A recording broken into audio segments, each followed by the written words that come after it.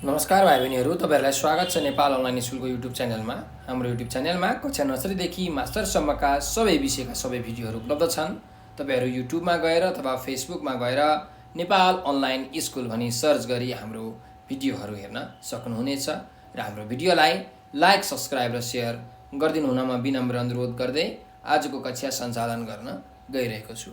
सधैँ चाहिँ म कृष्णदास हजुरहरूको अगाडि उपस्थित भइसकेको छु र आज म तपाईँहरूलाई चाहिँ कक्षा 10 को जुन नेपाली विषयको तपाईँहरूलाई सेट एसई बोर्ड एक्जाममा क्वेसन आउँछ हो त्यसकै एउटा मोडल क्वेसन सेट गर्न गइरहेको छु।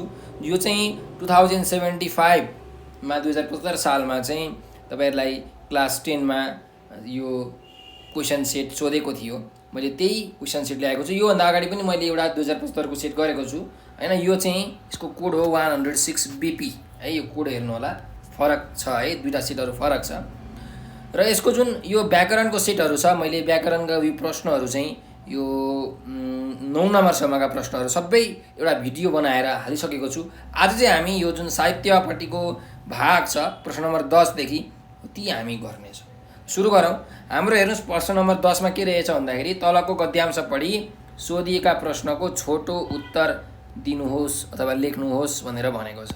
एउटा अनुच्छेद दिएको छ, एउटा गद्यांश दिएको छ, गद्यको अंश र त्यसको चाहिँ यहाँ प्रश्नहरू दिएको छ। ती प्रश्नको छोटो उत्तर हामीले दिनुपर्ने छ। त पढौँ पहिला है। यो गद्यांश: रुइतले तिलगङ्गा आँखा अस्पतालको स्थापना र रुइटेक्टोमीको आविष्कार गर्नुभन्दा पहिले नेपालमा कुल जनसङ्ख्याको करिब 0.8% मानिसमा दृष्टिविहीनताको समस्या थियो भने अहिले 0.4%मा झरेको छ। नेपालले आँखा उपचारको पहुँच ठाउँ ठाउँमा पुर्याएको छ भने आँखा स्वस्थ राख्न जनचेतना फैलाउने काम पनि गरेको छ। उनको टोलीले घुम्ती शिविर मार्फत देशका सुगमदेखि विकट ठाउँसम्म स्वास्थ्य सेवा प्रदान गर्दै आएको छ।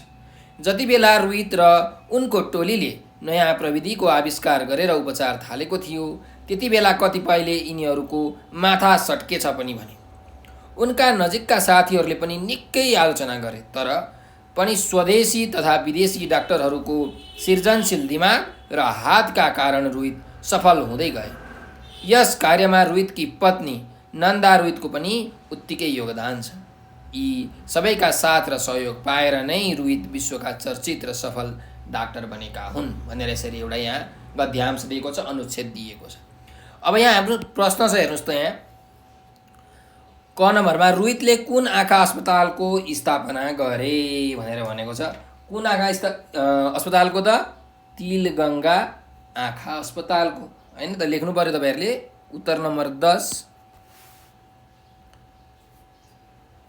उत्तर नम्बर 10 यसको पहिलो प्रश्न क नम्बरको प्रश्नको उत्तर हामी लेख्दैछौँ। रुइतले कुन आँखा अस्पतालको स्थापना गरे भनेको छ। त रुइतले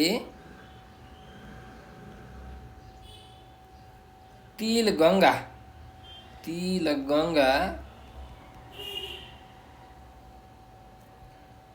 आँखा अस्पतालको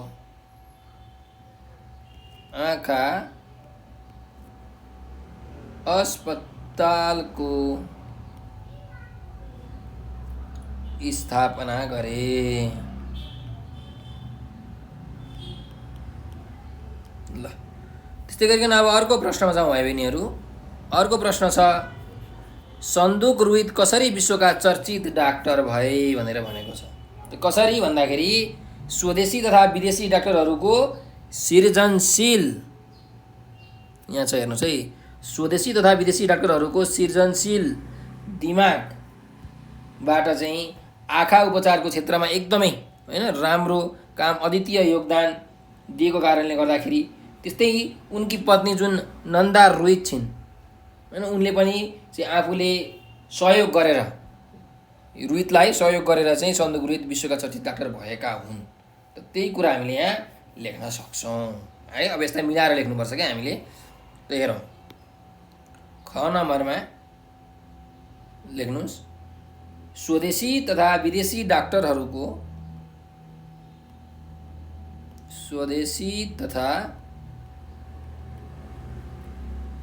विदेशी डाक्टरहरूको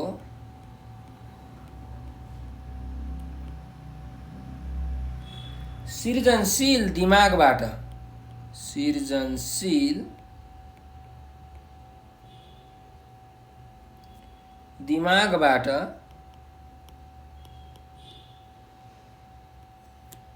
दिमागबाट आँखा उपचारका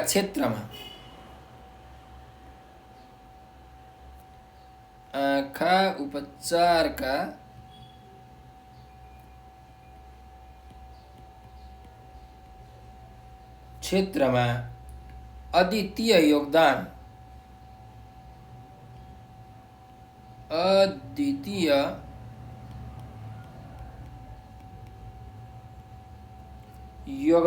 दिएका र त्यसमा उनकी श्रीमती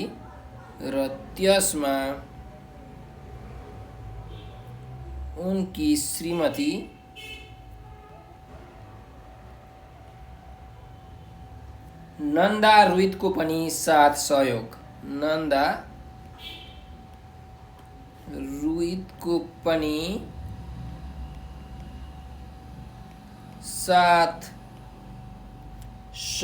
पाएकाले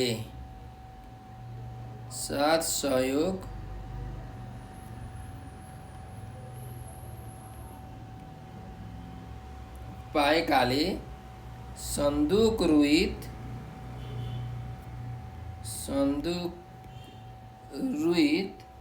विश्वका चर्चित डाक्टर भए।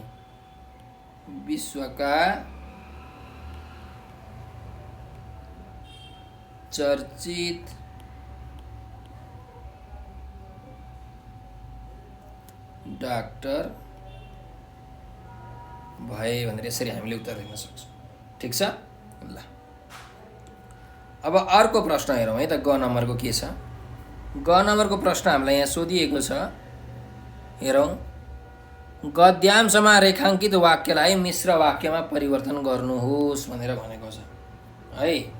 अब यहाँ यो वाक्य छ, हेर्नुहोस् यहाँ, यी सबैका साथ र सहयोग पाएर नै रुइत विश्वका चर्चित र सफल डाक्टर बनेका हुन् भनेर भनेको छ है।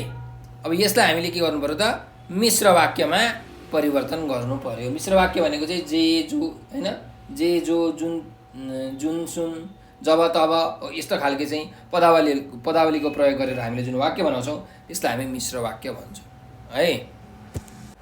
त यो वाक्यको चाहिँ कसरी मिश्र वाक्य बनाउने भन्दाखेरि, जब सबैको साथ र सहयोग पाए, रुइतले पाए, तब उनी विश्वका चर्चित र सफल डाक्टर बने। यसरी हामीले वाक्य बनाउन सक्छौँ। त लेख्नुहोस्, जब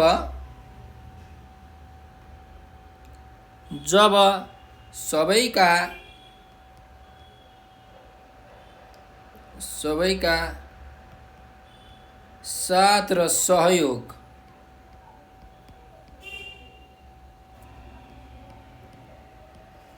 रुइतले पाए,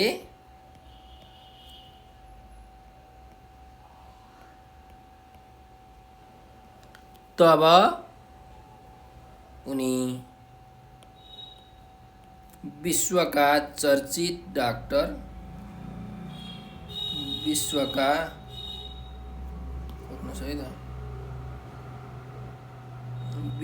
चर्चित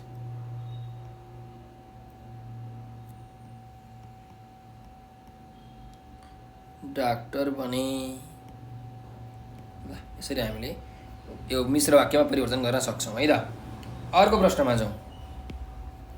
सुगमदेखि शब्दको कारक र विभक्ति ठम्याई चाहिँ लेख्नुहोस् भनेको छ। जुन यो सुगमदेखि भन्ने चाहिँ एउटा शब्द छ, यो शब्दमा कुन कारक र कुन विभक्ति छ हामीले लेख्नुपर्ने छ है। यहाँ चाहिँ यो सुगमदेखि भन्ने शब्दमा चाहिँ अपादान कारक छ क्या। अपादान कारक भनेको चाहिँ के भन्दाखेरि छुट्टिने बिन्दु हैन। कुनै पनि कार्य व्यवहारको चाहिँ जुन उद्गम स्रोत हुन्छ, जहाँबाट त्यो निक्लेको हुन्छ, हो त्यस्तो खालको नामिक पदलाई हामी के भन्छौँ? अपादान कारक भन्छौँ। अथवा कुनै पनि क्रियाको अवस्थाको चाहिँ जुन सुरुको बिन्दु हुन्छ, प्रारम्भ बिन्दु, हो त्यसलाई अवदान कारक भनिन्छ। प्रायःजसो यो अवदान कारक चाहिँ कहाँदेखि कहाँबाट भन्ने जुन प्रश्नहरू छ त्यसको उत्तरमा आउँछ है। अब कहाँदेखि भन्दा सुगमदेखि हो कि होइन, त्यही भएर यो कुन कारक हो त? अवदान कारक हो। र अवदान कारकमा जहिले पनि पञ्चमी विभक्ति लाग्छ है। त्यही भएर यो देखि अथवा बाट भन्ने जुन विभक्ति छ यो अवदान कारकमा लाग्ने, त्यो भनेको जहिले पनि पञ्चमी विभक्ति हुन्छ। त लेख्नुहोस् तपाईँहरूले घ नम्बरमा कुन कारक हो अरे? अपदान कारक। अपदान कारक र पञ्चमी विभक्ति। ल अब अर्को प्रश्नमा जाउँ। अर्को प्रश्न के छ भने आँखा शब्दको पर्यायवाची शब्द लेखी त्यसलाई वाक्यमा प्रयोग गर्नुहोस् भनेर भनेको छ। अब जुन आँखा भन्ने शब्द छ त्यसको पर्यायवाची शब्द त हामीलाई थाहा छँदैछ, नयन, नेत्र, चक्षु, जे लेखे पनि भयो।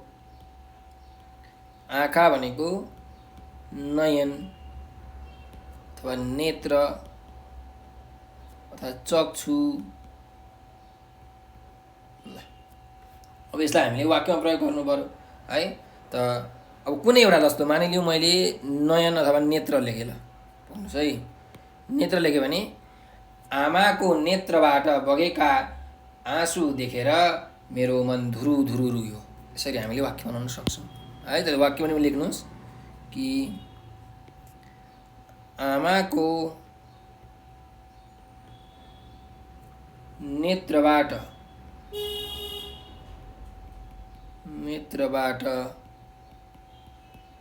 बगेका अविरल आँसुका धारा देखेर, अविरल आँसुका धारा देखेर मेरो मन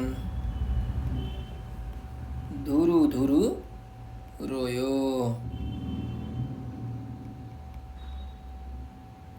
यसरी हामीले वाक्य बनाउन सक्छौँ है। तपाईँले आफ्नो इच्छा अनुसार पनि वाक्य बनाउन सक्नुहुन्छ। ल अब अर्को प्रश्नमा जाउँ। अर्को प्रश्न छ, हेर्नुहोस् 11 नम्बरको प्रश्न छ। तलको अनुच्छेद पढी सोधिएको प्रश्नको उत्तर दिनुहोस् भनेर भनेको छ। अब यो अनुच्छेद पनि हामी पढौँ, त्यसपछि यहाँ प्रश्नहरू छन् ती हामी प्रश्नको उत्तर लेख्छौँ है त। भौगोलिक तथा प्राकृतिक रूपले लगानीका विविध क्षेत्रमा नेपाल उपयुक्त गन्तव्य रहेको भए पनि राजनीतिक रूपमा भने जोखिमपूर्ण देखिएको अनुभव गरिएको छ।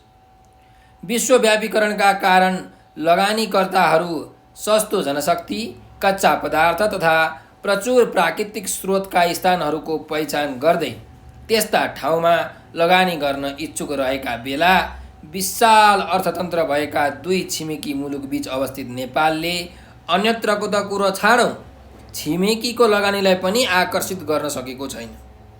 नेपालमा पूर्वाधार विकास, जलस्रोत पर्यटन, कृषि, शिक्षा, स्वास्थ्य लगायतका क्षेत्रमा बहुपक्षीय लगानीको प्रचुर सम्भावना रहेकाले त्यस अनुसारको वातावरण सरकारले मिलाउनु पर्ने देखिन्छ।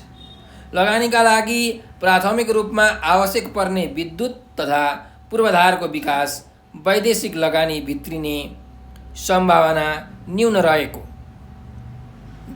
रहने विगतका अनुभवबाट हामीले शिक्षा लिनै पर्छ। अर्कातिर राजनीतिक अस्थिरता र श्रमिकको बन्द हडताल, कानुनी प्रावधान तथा प्रशासनिक प्रक्रिया जस्ता कारणले नेपालमा लगानी गर्ने समस्या परेको कुरा लगानीकर्ताहरूको गुनासो पाइन्छ भनेर यसरी एउटा गद्यांश दिएको छ। अब यहाँ हेर्नुहोस्, हामीलाई प्रश्नहरू सोधिएको छ। त पहिलो प्रश्न छ, कुन रूपमा नेपाल लगानीका लागि उपयुक्त गन्तव्य हो भनेर भनेको छ। कुन रूपले भन्दा भौगोलिक तथा प्राकृतिक रूपले है। लेख्नुहोस् यहाँ 11 नम्बरको प्रश्नको उत्तर। उत्तर 11। पहिलो प्रश्नको उत्तर के हो भने कुन रूपमा नेपाल लगानीका लागि उपयुक्त गन्तव्य हो भनेर भनेको छ। कुन रूपमा? भौगोलिक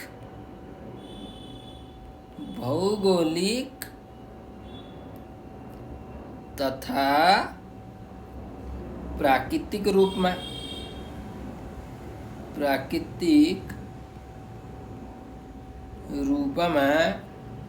नेपाल लगानीका लागि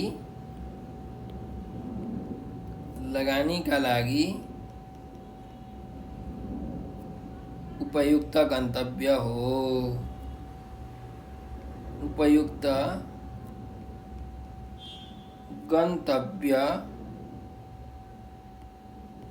हो यसरी लेख्नु पर्यो है त। अब अर्को प्रश्नमा जाउँ, ख नम्बरको प्रश्नमा। अर्को प्रश्न के छ भने नेपालमा लगानीका लागि समस्या पर्नुका कारणहरू के हुन् भनेर भनेको छ है। अब के हुन् त नेपालमा चाहिँ लगानी अरूले गर्न नसक्ने, यसको कारणहरू चाहिँ के हुन् भन्दाखेरि हेर्नुहोस्, अब एउटा त हो हाम्रो एकदमै यो राजनीतिक जुन अस्थिरता छ हैन, त्यो राजनीतिक अस्थिरता भनेको सबैभन्दा ठुलो कारण है।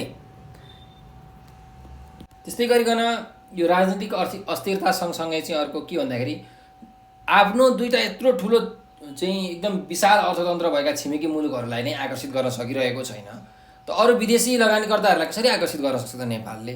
त्यही भएर यो पनि एउटा के हो त समस्या हो है। त्यस्तै गरिकन अब यो श्रमिकहरूको बन्द हडताल यसले गर्दाखेरि पनि लगानीकर्ताहरूलाई अलिकति लगानी गर्न झ्याउ हुन्छ, त्यो पनि तपाईँले लेख्न सक्नुहुन्छ हैन। लेखौँ हामी ख नम्बरमा। यसको प्रश्नको उत्तर के हो भन्दाखेरि राजनीतिक अस्थिरता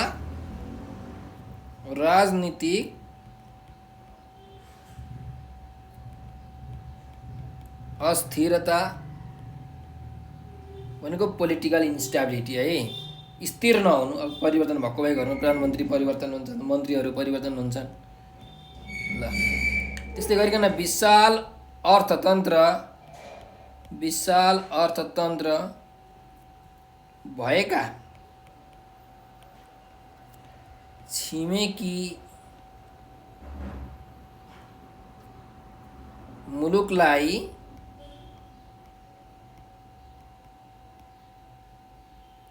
मुलुकलाई समेत आकर्षित गर्न नसक्नु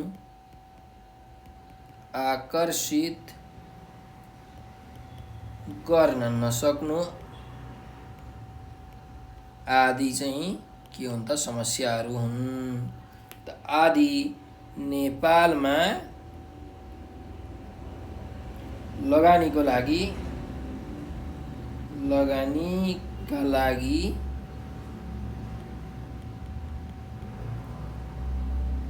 समस्या पर्नुका कारणहरू हुन्।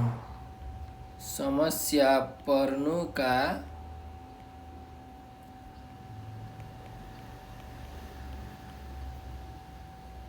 कारणहरू हुन् ल। अब अर्कोमा जाउँ, ग नम्बरमा। लगानीकर्ताहरूले लगानीका लागि कस्तो स्थान पहिचान गर्छन् भनेर भनेको छ। त लगानीकर्ताहरूले चाहिँ कस्तो स्थान चाहिँ उनीहरूलाई चाहिन्छ भनेर हामीलाई क्वेसनमा सोधेको है।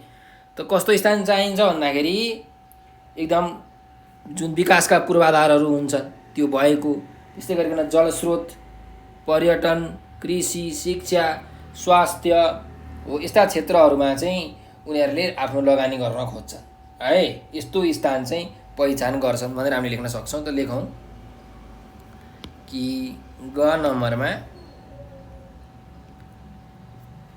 लगानीकर्ताहरूले लगानीका लागि कस्तो स्थान पहिचान गर्छन्। त लगानीकर्ताहरूले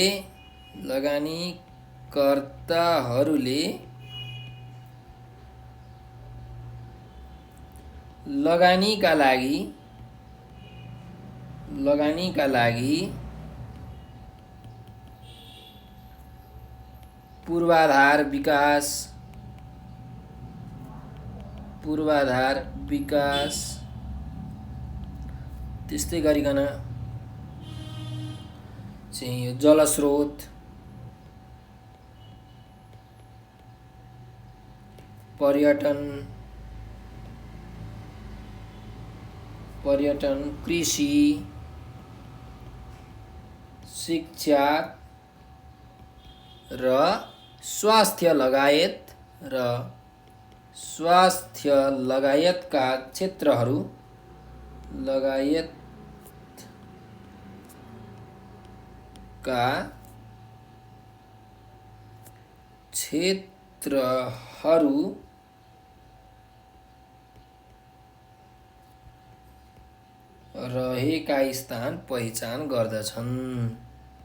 रहेका स्थान पहिचान गर्दछन् भनेर यसरी हामीले लेख्न सक्छौँ। ठिक छ। ल अर्को प्रश्नमा जाउँ। घ नम्बरको प्रश्न छ, हेर्नुहोस् यहीँ। नेपालका लगानीका प्रमुख क्षेत्रहरू कुन कुन हुन् भनेको छ है। त नेपालका लगानीका चाहिँ प्रमुख क्षेत्रहरू कुन कुन हुन् त, जुन अहिले हामीले लेख्यौँ। पूर्वाधार विकास, जलस्रोत, पर्यटन, कृषि, शिक्षा, स्वास्थ्य। त यिनीहरू नै हाम्रो के हुन् त चाहिँ प्रमुख क्षेत्रहरू हुन्। त लेखौँ घ नम्बरमा नेपालका लगानीका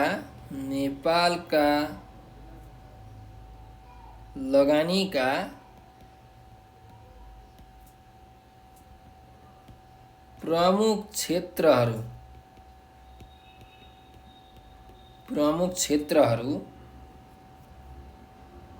चाहिँ अथवा प्रमुख क्षेत्र अन्तर्गत लेखौँ। प्रमुख क्षेत्र अन्तर्गत पूर्वाधार विकास भनेको विकास गर्नुभन्दा अगाडि चाहिने पूर्व आधारलाई पूर्वाधार भनिन्छ है। त्यस्तै जलस्रोत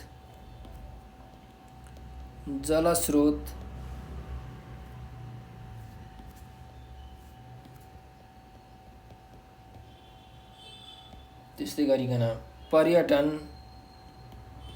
कृषि, शिक्षा, त्यस्तै गरिकन स्वास्थ्य,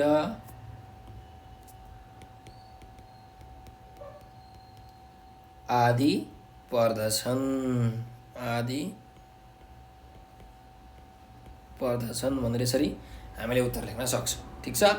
अब अर्को प्रश्नमा जाउँ। अन्तिम प्रश्नमा लगानीकर्ताहरूको के कुरामा गुनासो छ भनेर हामीलाई यहाँ प्रश्न सोधिएको छ। त लगानीकर्ताहरूको चाहिँ के कुरामा गुनासो छ हेरौँ।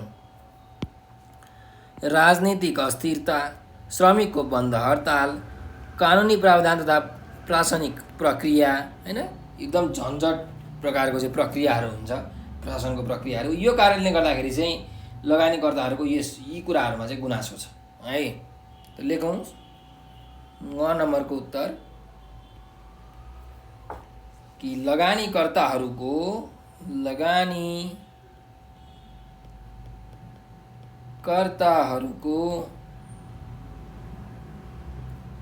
राजनीतिक अस्थिरता,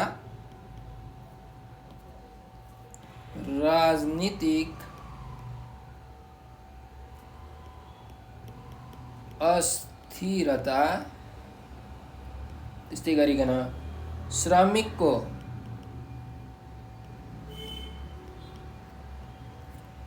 बन्द हडताल,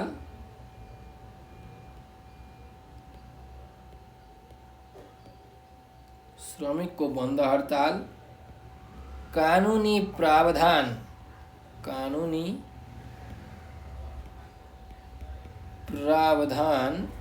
तथा प्रशासनिक प्रक्रियामा झन्झटिलोपन,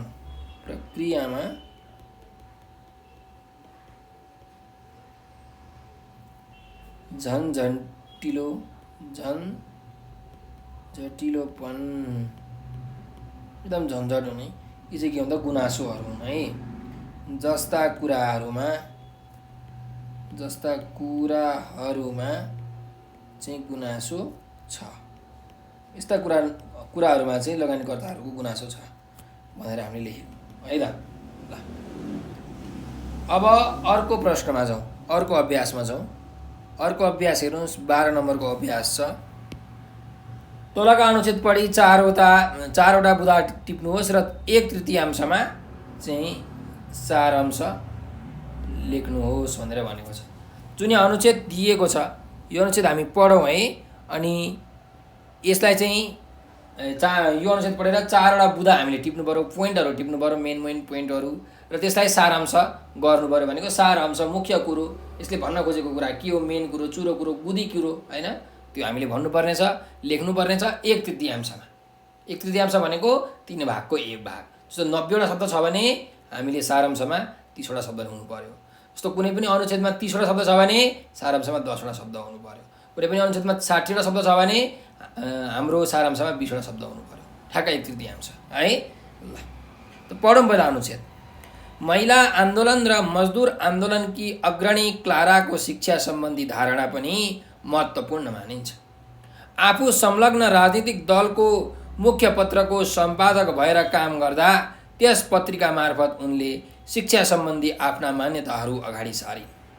त्यति बेला धार्मिक शिक्षाको प्रचलन थियो। उनी धार्मिक शिक्षाका सट्टा वैज्ञानिक तथा व्यावहारिक शिक्षाको पक्षपाती थिइन्। उनले महिला शिक्षाका साथै सहशिक्षाका बारेमा आफ्ना धारणा राखिन्। सहशिक्षाबाट लैङ्गिक विभेद कम हुन्छ भन्ने उनको विचार थियो।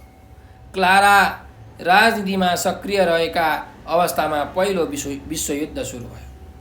क्लारा विश्वयुद्धकी विरोधी थिइन्। उनले आफू संलग्न पार्टीलाई विश्वयुद्धको विपक्षमा लाग्न आग्रह गरिन्, तर पार्टीको बहुमतले युद्धमा जाने जर्मन सरकारको नीतिलाई समर्थन गर्यो। क्लारा त्यसमा सहमत भएनन्। उनले आफ्ना साथीहरूसँग रोजा लक्जेमबर्ग, कार्ल लिब्नेज, लुइस कोलर आदिसँग मिलेर विश्वयुद्ध विरुद्ध जनमत बटुल्ने प्रयत्न गरिन्। उनकै पहलमा सन् 1915 विश्वयुद्ध विरुद्ध अन्तर्राष्ट्रिय महिला शान्ति सम्मेलन भयो। उनले विश्वयुद्ध धनी राष्ट्रहरूको हतियार बेच्ने बहाना मात्र हो, यसले आम श्रमिकहरूको हित गर्दैन भन्दै युद्ध विरोधी अभियान चलाउने प्रस्ताव राखिन्। उनको प्रस्तावलाई सम्मेलनबाट पारित गरियो र त्यसले विश्वभर चर्चा पायो। यति हुँदाहुँदै पनि विश्वयुद्ध भइ छाड्यो। उनले युद्ध विरोधी आवाज उठाइरहन्। युद्धको विरोध गरेकाले उनलाई जर्मन सरकारले पक्रने, थुन्ने र यातना दिने काम गर्यो भनेर एउटा यहाँ अनुच्छेद हामीलाई गद्यांश दिएको छ है क्लारा जेटिकनको जीवनीबाट। अब यहाँ हामीले यसबाट चाहिँ 4वटा बुँदाहरू टिप्नु पर्ने छ। त लेखौँ उत्तर नम्बर 12।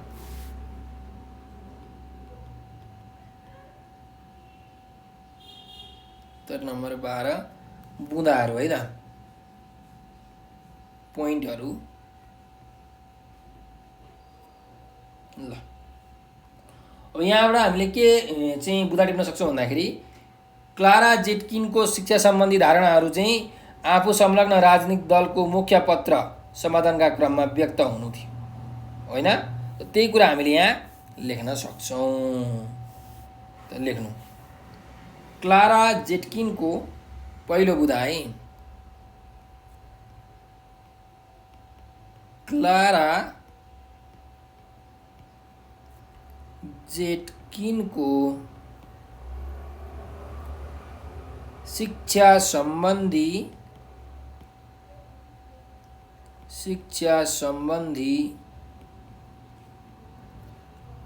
धारणाहरू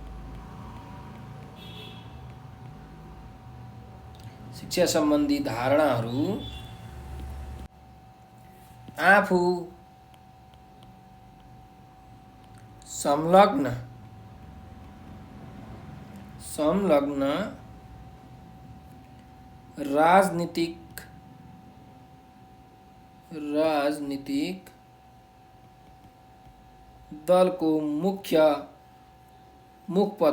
राजनीतिक दलको मुखपत्र सम्पादनका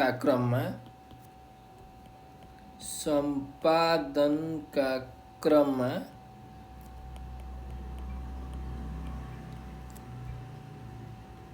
व्यक्त हुनु। क्लारा जेटिकन चाहिँ यो जुन क्लारा जेटिकन संलग्न भएको राजनीतिक दल थियो होइन, त्यसको चाहिँ मुखपत्र सम्पादनका क्रममा चाहिँ उनको शिक्षा सम्बन्धी धारणाहरू चाहिँ व्यक्त भएको थियो, निक्लिएको थियो भनेर यो बुधाले भनेको है। यस्तै गरिकन अर्को पनि बुधा टिपौँ। अर्को बुधा के टिप्न सक्छौँ भन्दाखेरि त्यतिखेर चाहिँ धार्मिक शिक्षा थियो भनेर अघि भर्खर हामीले यहाँ हेऱ्यौँ है। क्लारा जेटिकनको बेलामा धार्मिक शिक्षाको प्रचलन थियो र त्यो बेला चाहिँ क्लाराले वैज्ञानिक तथा व्यवहारिक शिक्षा अन्तर्गत महिला शिक्षा र सहशिक्षाको बारेमा चाहिँ धारणा राखेकी थिइन्। त्यो बुधा हामीले यहाँ टिप्न सक्छौँ। तत्कालीन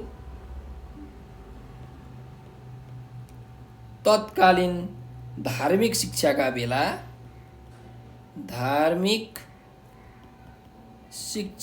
बेला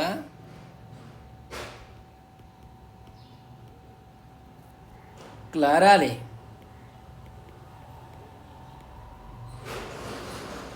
वैज्ञानिक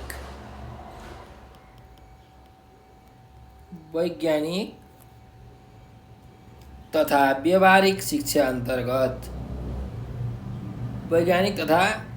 व्यवहारिक शिक्षा अन्तर्गत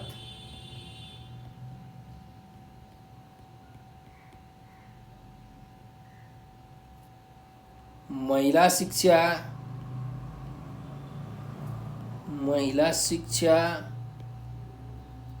र सहशिक्षाका बारेमा पनि धारणा राख्नु। सहशिक्षाका बारेमा पनि धारणा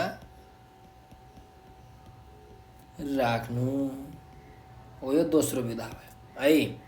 अब जाउँ अर्को तेस्रो बुधामा। तेस्रो बुधामा हामीले के लेख्न सक्छौँ भन्दाखेरि जुन यो विश्वयुद्ध भइरहेको थियो, पहिलो विश्वयुद्ध, त्यसको चाहिँ क्लारा विरोधी थिइन् भनेर हामीले भर्खर यहाँ पढेका छौँ, हो कि होइन?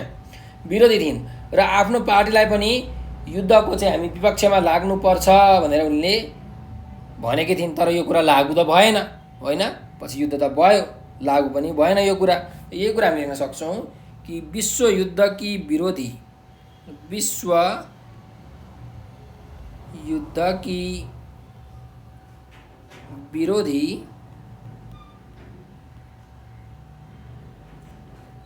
क्लाराले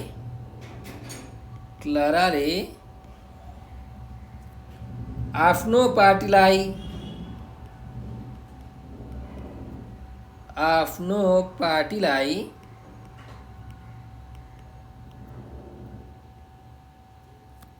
युद्धका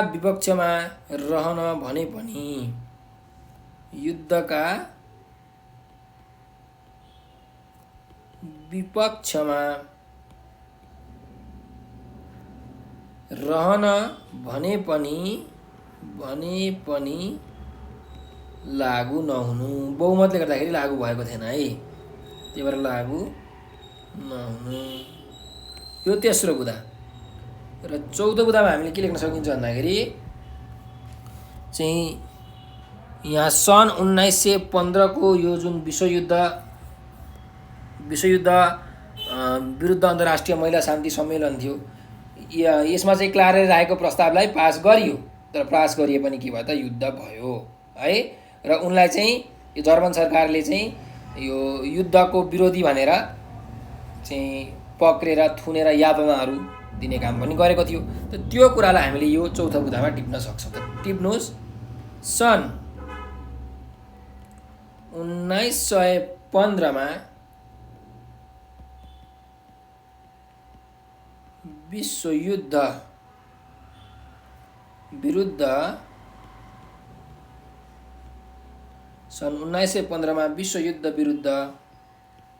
अन्तर्राष्ट्रिय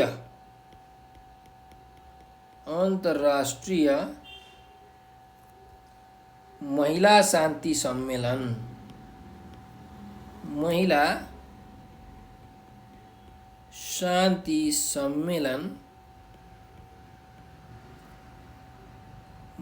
सम्मेलनमा क्लाराले राखेको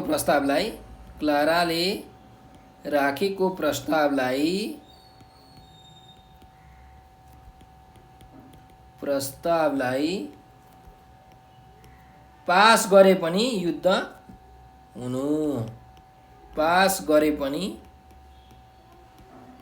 गरे पनि युद्ध हुनु र क्लारालाई अथवा उनलाई युद्ध विरोधीका रूपमा सरकारले यातना दिनु। युद्ध विरोधीका रूपमा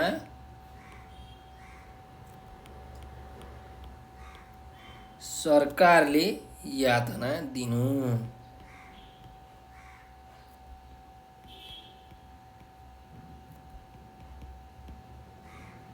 ल यसै तपाईहरुले बुदाहरू टिप्न सक्नुहुन्छ। अब हामीले चाहिँ सारांश लेख्नुपर्ने छ हैन, सारांश। त सारांश लेख्ने बेलामा जहिले पनि एउटा हामीले शीर्षक लेख्नुपर्ने हुन्छ। तपाईलाई म यसको शीर्षक चाहिँ लेखिदिन्छु, तपाईहरुले यसको सारांश चाहिँ आफै लेख्न सक्नुहुन्छ है, म तपाईलाई भनिदिन्छु। त यसको शीर्षक लेख्नुस् सारांशको, यसरी लेखौँला सारांश।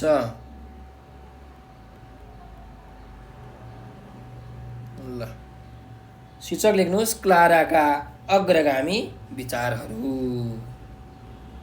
जे पनि लेख्न सक्नुहुन्छ है तपाईहरुले। म चाहिँ एउटा यहाँ शीर्षक लेखेँ क्लाराका अग्रगामी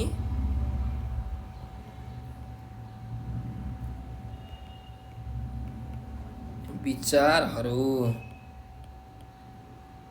ल अब यो सारांश लेख्दाखेरि तपाईहरुले चाहिँ यो मुख्यतः जुन यो बुँदाहरू छन्, यी चारवटा बुँदा, यही बुँदामा केन्द्रित भएर तपाईहरुले सारांश लेख्न सक्नुहुन्छ। एकदम सजिलो, तर छोटो बनाएर लेख्नु पर्यो है। यसरी लेख्न सक्नुहुन्छ कि क्लाराले सम्पादकका रूपमा रहेर धार्मिक शिक्षाका सट्टा वैज्ञानिक तथा व्यावहारिक शिक्षा सम्बन्धी मान्यताहरू अघि सारिन्। उनले पहिलो विश्वयुद्ध हुनु हुँदैन भन्ने कुरामा जोड दिइन्। सन् 1915 को अन्तर्राष्ट्रिय शान्ति सम्मेलनले उनको विचारलाई समर्थन गर्यो, तर युद्ध रोकिएन, बरु उल्टै उनलाई सरकारले पक्रेर यातना दियो भनेर यसरी हामीले चाहिँ सारांश लेख्न सक्छौँ।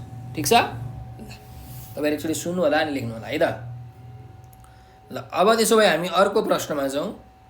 अर्को प्रश्न के छ भने प्रश्न नम्बर 13, तलका कुनै एक प्रश्नको उत्तर दिनुहोस् भनेर हामीलाई प्रश्न नम्बर 13 मा भनेको छ है। कुनै एउटा प्रश्नको उत्तर दिनुहोस् अरे। ल हेरौँ, क नम्बरमा छ दिएका बुँदाहरूका आधारमा कथा लेखी शीर्षक दिनुहोस् भनेर भनेको छ।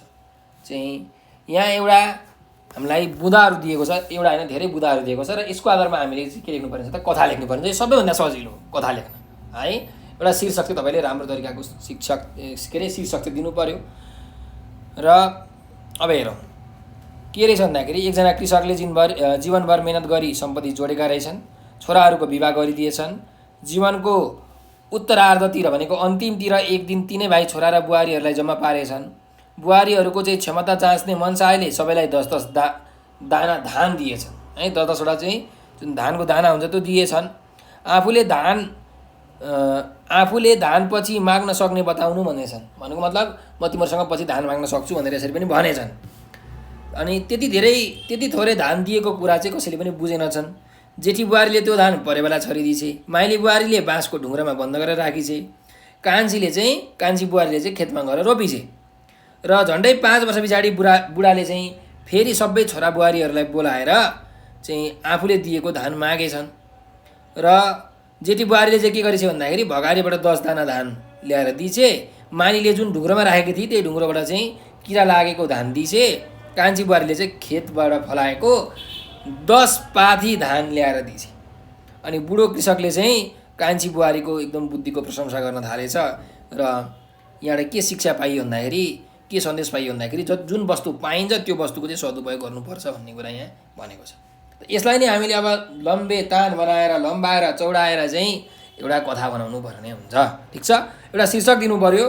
त के शीर्षक भन्दाखेरि अब हामीले यहाँ पढिसक्यौँ पृष्ठभूमि। त यहाँ जुन धान दिएको थियो बुढोले, त कान्छी बुहारीले के गरे त सदुपयोग गरे। त यसको शीर्षक तपाईँले देख्न सक्नुहुन्छ सदुपयोग। ल यो कथाको शीर्षक नै सदुपयोग। राम्रो शीर्षक छ नि है। ल अब लेख्नुहोस्, कुनै गाउँमा एकजना मेहनती कृषक थिए। उनले आफ्नो मेहनतबाटै सम्पत्ति जोडेका थिए। यसरी सुरु गर्नु पर्यो। कडा मेहनतका कारण उनको सम्पत्ति देखिन थालेको थियो। त्यही सम्पत्तिमा उनले छोराहरूको विवाह गरिदिए। उनका 3 भाइ छोराहरू सबैको विवाह सकियो पनि कृषक जीवनको उत्तरार्धमा पुगे। एक दिन बुढेसकालमा कृषकले आफ्ना तीनै भाइ छोरा र बुहारीहरूलाई जम्मा पारे। उनलाई बुहारीहरूको क्षमता जाँच्ने इच्छा लाग्यो। त्यसै कारण उनले प्रत्येक बुहारीलाई 10-10 दाना धान दिए। धान दिइसकेपछि उनले दिएको धान आफूले पछि माग्न सक्ने कुरा समेत बताए। बुहारीहरूले त्यति धान किन दिएको होला भन्ने कुरा बुझेनन्। जेठी बुहारीलाई 10 दाना धानको कुनै महत्त्व लागेन। त्यति जाबो धान भन्दै उनले परेवालाई छरिदिइन्। माइली बुहारीले चाहिँ धानलाई एउटा बाँसको ढुङ्ग्रामा बन्द गरेर राखिन्। त्यसपछि उनले त्यो धानलाई वास्ता गरिन्। कान्छी बुहारीले चाहिँ त्यही धान खेतमा लगेर रोपिन्। किसान बुढाले 5 वर्षपछि एक दिन पहिले जस्तै सबै छोरा बुहारीलाई एकै ठाउँमा बोलाए। उनले आफूले पहिले दिएको धान बुहारीहरूसँग माग्न थाले। जेठी बुहारीले आफ्नो भकारीबाट 10 दाना धान ल्याएर दिइन्। माइली बुहारीले त्यही पुरानो ढुङ्ग्राबाट किरा लागिसकेको धान ल्याएर दिइन्। कान्छीले चाहिँ खेतमा फलाएको धानबाट 10 पाथी धान ल्याएर दिइन्। यो देखेर चाहिँ बुढा कृषक एकदमै खुसी भए। बुढा कृषकले कान्छी बुहारीको बुद्धिको खुब प्रशंसा गरे। यसरी बुढा किसानको योजना र बुहारीहरूको काम गराइका माध्यमबाट जसले प्राप्त वस्तुको सदुपयोग गर्छ ऊ जिन्दगीमा जहिले पनि सफल हुन्छ। उसले मात्र बाँच्न जान्दछ भन्ने कुराको सन्देश हामी यस कथाबाट पाउँछौँ भनेर यसरी यो कथा हामीले लेख्न सक्छौँ। ठिक छ। अब अर्को जाउँ हेर्नुहोस्। ख नम्बरमा विपक्षी मतको खण्डन गर्दै विज्ञान अभिशाप नभई वरदान हो भन्ने विषयको पक्षमा आफ्नो गहकिला तर्कहरू प्रस्तुत गर्नुहोस् भनेर भनेको छ। अब एउटा वाद विवादको चाहिँ तपाईहरुलाई प्रश्न हो। अब एउटा यहाँ विषय छ विज्ञान अभिशाप नभई वरदान हो। विज्ञान अभिशाप होइन, विज्ञान चाहिँ वरदान हो। विज्ञानले हामीलाई धेरै फाइदा गरेको छ हैन। साइन्स र टेक्नोलोजीका विभिन्न उपकरणहरूले हामीलाई धेरै सजिलो बनाएको छ भन्दै हामीले डिस्क्राइब गरेर चाहिँ लेख्नु पर्यो। विपक्षी मतको चाहिँ खण्डन गर्नु पर्यो। उचित तरिकाले चाहिँ खण्डन गरेर आफ्नो मत राख्नु पर्नेछ।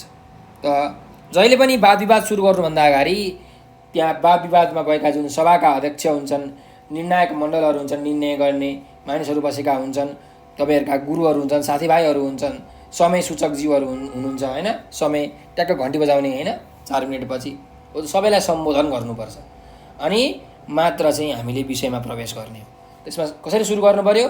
आदरणीय सभाध्यक्षज्यू, निष्पक्ष निर्णायक मण्डल, मेरा गुरुजन, समय सूचकज्यू तथा प्यारा साथीहरू, आजको यस वाद विवाद प्रतियोगितामा म विषयका पक्षबाट आफ्नो विचार राख्दैछु। मेरो विषय विज्ञान अभिशाप होइन वरदान हो भन्ने रहेको छ। यसरी तपाईहरुले सुरुवात गर्न सक्नुहुन्छ। अब भन्नुस् त्यस्तै गरिकन लेख्न सक्नुहुन्छ। अब म यहाँहरू समक्ष आफ्ना तर्कहरू राख्ने अनुमति चाहन्छु। मेरा पूर्ववक्ता साथीले विज्ञानलाई अभिशाप भन्नुभयो। उहाँले विज्ञानबाट हुने हानि नोक्सानीको फेररिस्त प्रस्तुत गर्नुभयो, तर म उहाँका कुरामा कति पनि सहमत छैन। वास्तवमा आजको युग विज्ञानको युग हो। आजको युगमा प्रवेश गरिसकेको मानव सभ्यताले जङ्गली युगको कल्पना गर्न सक्दैन। सभापति महोदय, आजको मानिस विज्ञान बिना एकछिन पनि बाँच्न नसक्ने अवस्थामा पुगिसकेको छ। विज्ञानको उन्नतिकै कारण आज मानिसले रोगको शिकार हुनु परेको छैन। यति मात्र कहाँ हो र? आज संसार कसैका लागि टाढा भएको छैन। मानव सभ्यतालाई उन्नतिको शिखरमा पुर्याउने र संसारलाई झिलिमिली पार्ने विज्ञानलाई अभिशाप भन्नु त दाखलाई अमिलो छ भन्नु जत्तिकै हो। मानव मस्तिष्कको उपलब्धि मध्येको सबैभन्दा महत्त्वपूर्ण उपलब्धि विज्ञान हो र यसलाई अभिशाप होइन वरदान ठान्नुपर्छ। मानव जीवनलाई क्षण क्षणमा सेवा पुर्याउने विज्ञानको देनलाई सबैले स्वीकार गर्नै पर्छ जस्तो मलाई लाग्छ। हामी एकैछिनमा यहाँबाट अर्को ठाउँमा पुग्न सक्छौँ। यातायातका विभिन्न स्रोत साधनहरू विज्ञानहरूकै देन हुन्। एक ठाउँमा बसेर विदेशमा भएका आफ्ना दाजुभाइ दिदीबहिनीहरूसँग आफन्तहरूसँग लामो समयसम्म कुरा गर्न सक्छौँ। यो पनि विज्ञानकै देन हो। विज्ञानले हाम्रो जीवनलाई सर्वसुलभ बनाइदिएको छ। हामीले घरमै बसी बसी अनलाइनका माध्यमबाट शिक्षाहरू लिन सकिरहेका छौँ। अतः विज्ञान अभिशाप नभई वरदान हो भन्दै मेरो भनाइ म यहीँ पुरा गर्न चाहन्छु। धन्यवाद भनेर यसरी तपाईँहरूले वाद विवाद लेख्नुपर्ने हुन्छ। ठिक छ। अब अर्को प्रश्नमा जाउँ। कुनै एक उद्धरणको सप्रसङ्ग व्याख्या गर्नुहोस् भनेर भनेको छ। अब यो सप्रसङ्ग व्याख्या भनेको के भन्दाखेरि प्रसङ्गसहित व्याख्या गर्नुपर्ने, वर्णन, विश्लेषण, डिस्क्राइब, एक्सप्लेन गर्नुपर्ने हो है। त यहाँ जुन वाक्य छ त हेरौँ। पहिलो वाक्य के छ भन्दाखेरि संसारमा त्यस्तो स्वर्गभन्दा पनि उत्तम ठाउँ भनेको जन्मभूमि हो भनेर भनेको छ। अब जुन यो वाक्य छ, यो वाक्य कुन पुस्तकको चाहिँ कुन पाठको कुन शीर्षकको कथा कविता केबाट लेखिएको होइन, यसका लेखकहरू को हुन् त, कसले लेखेको हो, यस्तै गरिकन यी लेखकले चाहिँ अरू के कस्ता कृतिहरू लेख्नु भएको छ त्यो पनि हामीले यहाँ भन्नुपर्ने हुन्छ सप्रसङ्ग व्याख्यामा।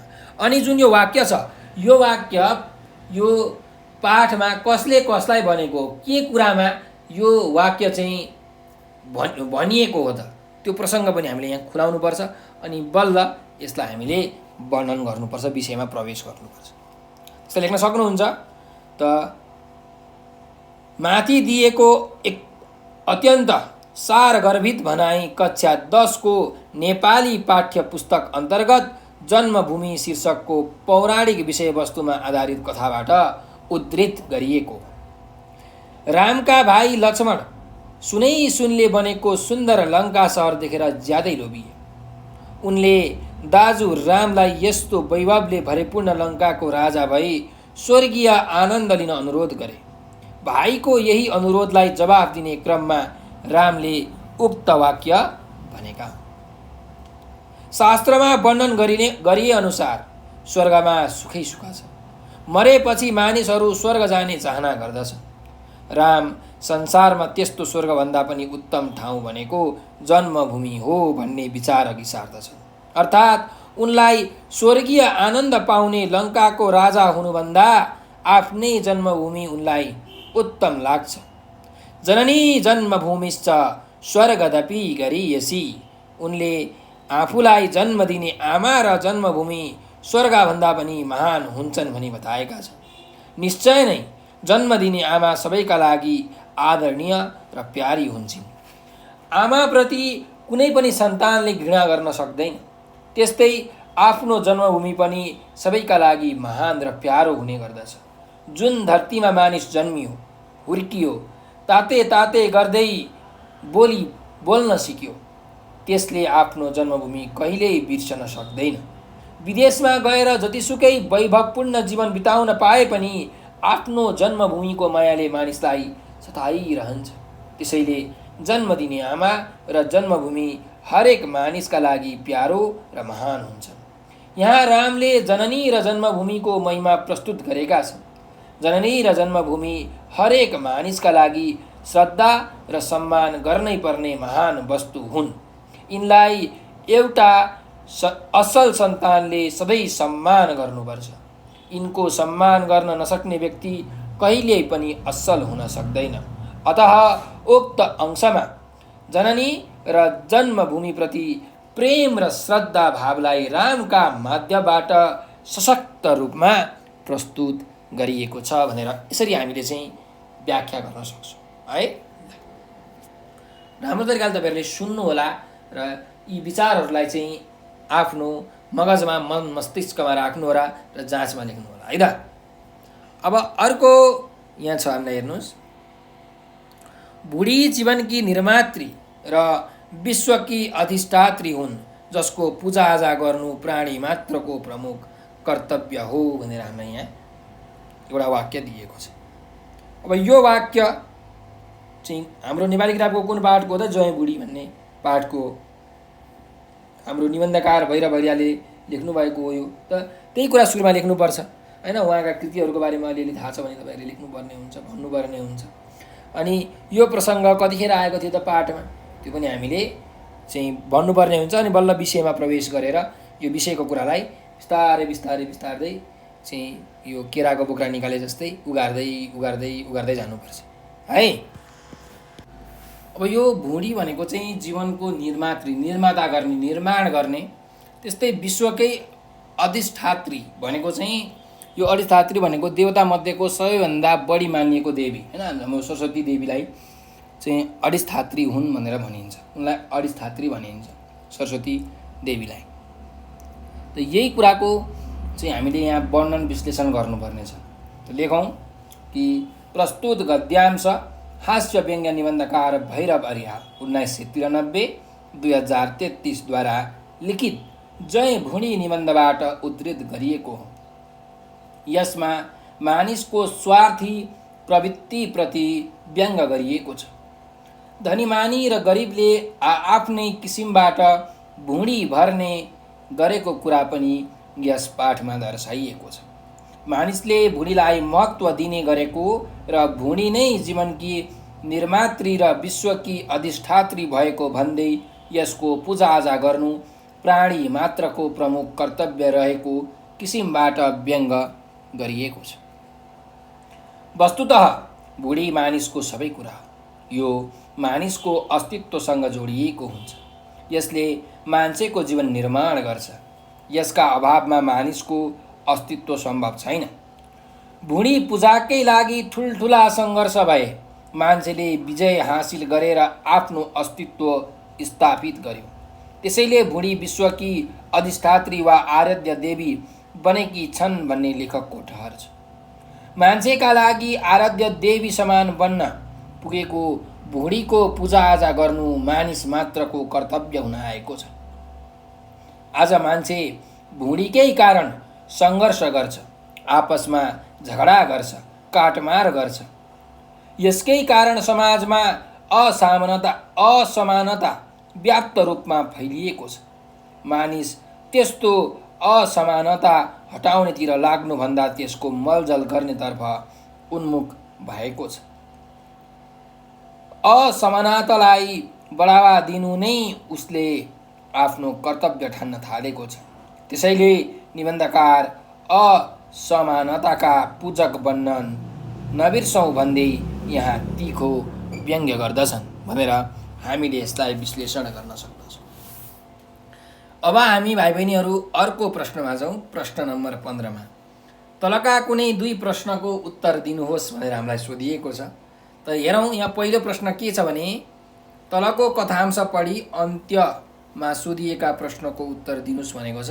अब यहाँ एउटा कथांश छ भनेको कथाको केही भाग, कथाको केही अंश यहाँ हामीलाई दिएको छ र यहाँ हाम्रो प्रश्नहरू छन्, दुईटा प्रश्नहरू छन्।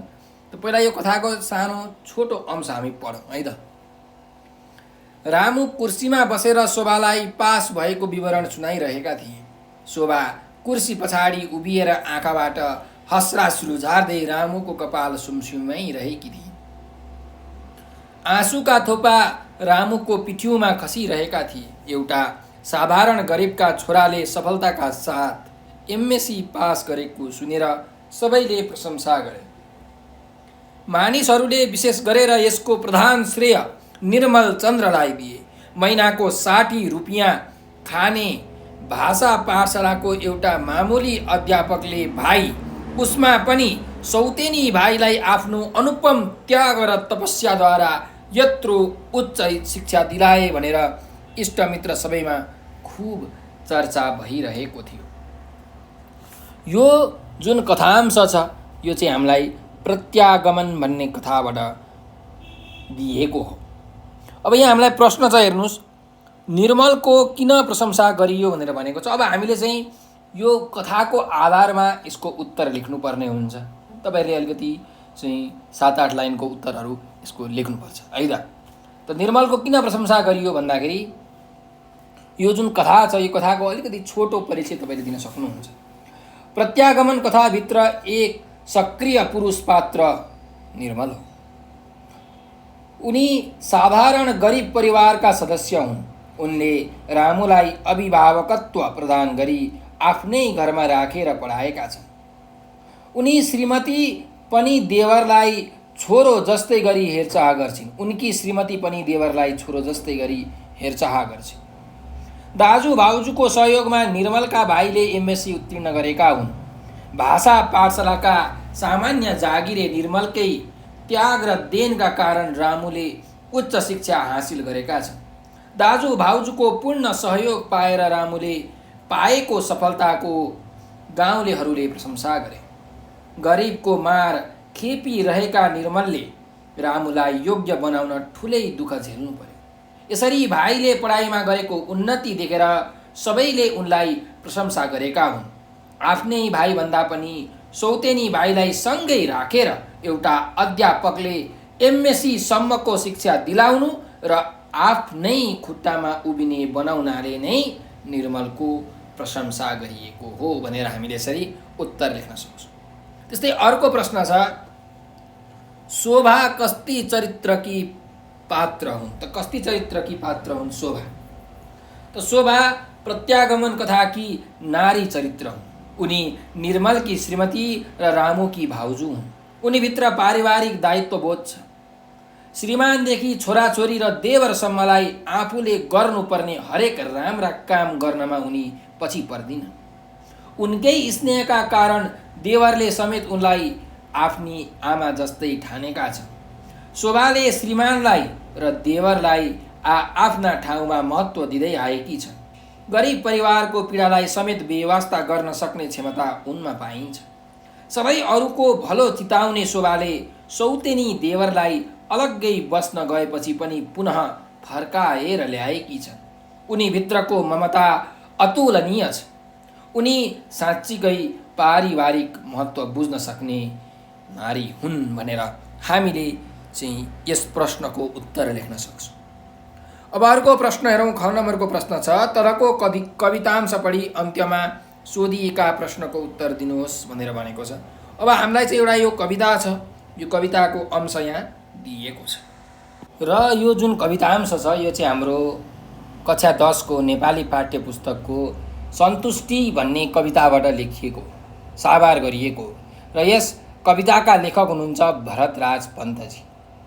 उहाँले यो सन्तुष्टि कविताका मार्फतबाट चाहिँ हामीलाई सन्तोष गर्नुपर्छ। सन्तोषम परम सुखम, सन्तोष गरियो भने त्योभन्दा ठुलो सुख अरू केही पनि हुँदैन, त्योभन्दा अरू ठुलो सुख कहीँ पनि पाइँदैन भन्ने जुन एउटा सन्देश छ उहाँले यस कविताबाट दिन खोजिराख्नु भएको छ। त हामी पहिला पढौँ यहाँ कुन कवितांश छ। समेटी घुस अन्याय चाहन्नमा धनी हुन, आँखा छली परीक्षामा चाहन्नमा इलमी हुन, नखाई सञ्चिता गर्ने लोभीको चैन छैन रे, खाएर नगरे काम अर्को पापी हुँदैन रे भनेर यसरी एउटा कवितांश हामीलाई दिएको छ र यहाँ दुईटा प्रश्नहरू पुछारमा झुन्ड्याइएको छ। त पहिलो प्रश्न छ, इलामी हुन के गर्नुपर्छ? त इलामी हुन सही बाटो अपनाउनु पर्ने हुन्छ। सही बाटो भनेको कसैको घुस नखानु अथवा अन्यायको मार्गमा लागेर धन नकमाउनु नै हो। अर्थात् सही बाटोमा लागेर घुस नखाई धन कमाउन सक्नु पर्दछ। त्यसै गरी मानिस कुनै न कुनै काममा अथवा उद्योग धन्दामा लागे पनि आँखा छलेर काम गर्नुहुन्न, अरूलाई ढाट्नुहुन्न। इलमीले कहिल्यै घुस खाएर वा अन्याय गरेर धन कमाउँदैन। धन कमाउन सही बाटो रोज्नु पर्दछ। इलमी हुन अर्थात् व्यवसायी हुन पनि परीक्षामा आँखा छल्ने किसिमको काम गर्नु हुँदैन। जुन बाटो सोझो छ त्यही बाटोबाट इलामी बन्न सकिन्छ भनेर यसरी हामीले उत्तर लेख्न सक्छौँ। त्यस्तै गरिकन यहाँ अर्को प्रश्न छ, कस्तो व्यक्तिलाई लोभी र पापी भनिन्छ? त मानिस कोही इमान्दार हुन्छन्, कसैको घुस खाँदैनन् इमान्दार व्यक्तिहरूले। इलमी बनेर सधैँ काम गरिरहन्छन्, परीक्षामा आँखा छल्दैनन्। तर कोही मानिस एकदमै धेरै अत्यन्त लोभी हुन्छन्, नखाइकन धन सञ्चित गर्दछन्। आफूले नखाइकन चाहिँ पछिको लागि भनेर धन सञ्चय गर्न, सञ्चित गर्न, बचाउनतिर लाग्दछन्। त्यस्तै किसिमका कोही मानिसहरू नै एकदमै पापी पनि हुन्छन्। तिनीहरू खाएर पनि काम नगरी बस्छन्। अरूको बिना सित्तीमा, अरूको कुराहरू बिना सित्तीमा खाने गर्दछन्, फाइदा उठाउँदछन्, तर त्यसको बदलामा केही पनि कर्महरू काम पनि गर्दैनन्। तिनै खाएर काम नगर्ने व्यक्तिलाई लोभी र पापी भनिन्छ भनेर हामीले यसरी उत्तर लेख्न सक्छौँ है। अब अर्को ग नम्बरको प्रश्नमा जाउँ। तलको जीवनीको अंश पढी अन्त्यमा सोधिएका प्रश्नको उत्तर दिनुहोस् भनेको छ। यहाँ एउटा छोटो जीवनी छ सन्दुक रोहितको होइन, र यहाँ प्रश्नहरू छन्। यसको उत्तर लेख्दाखेरि चाहिँ तपाईँहरूले जीवनीमा के कुरा पढ्नु भएको थियो त्यसको आधारमा तपाईँहरूले उत्तर लेख्न सक्नुहुन्छ। तर पहिला यो जीवनीको अंश पढौँ। बाल्यकालमा सन्दुक निकै चञ्चले स्वभावका थिए, तर त्यहाँको बसाइले उनको जीवन सङ्घर्षशील बन्न पुग्यो। उनी जन्मदेखि कहिल्यै लामो यात्रामा निस्किएका थिएनन्, त्यसैले घरबाट निकै टाढा आफन्त नभएका ठाउँमा बस्नु पर्दा उनलाई निकै नरमाइलो लाग्यो। त्यहाँ बस्दा उनले अनेक पीडा र अभावको सामना गर्नै पर्यो। उनले संसारमा आफू एक्लो भएको र आफन्त जति सबै सकिएका हुन् कि जस्तो महसुस गरे भनेर एउटा यहाँ सन्दुक रोहितको जीवनीको छोटो भाग, छोटो अंश यहाँ दिएको छ। र हामीलाई यहाँ पहिलो प्रश्न छ कि सन्दुकको बाल्यकाल कसरी बितेको थियो। त ताप्लेजुङ जिल्लाको अति नै दुर्गम मानिएको ओलाङचुङ गोलाको सुन्दर प्रकृतिको काखमा सन्दुक रोहितको बाल्यकाल बितेको थियो। चीनसँग सिमाना जोडिएको ओलाङचुङ गोलामा ओलाङचुङ गोला तम्मोर नदीको सिरानमा पर्छ, तर उनको घर अलि तल खोचमा थियो।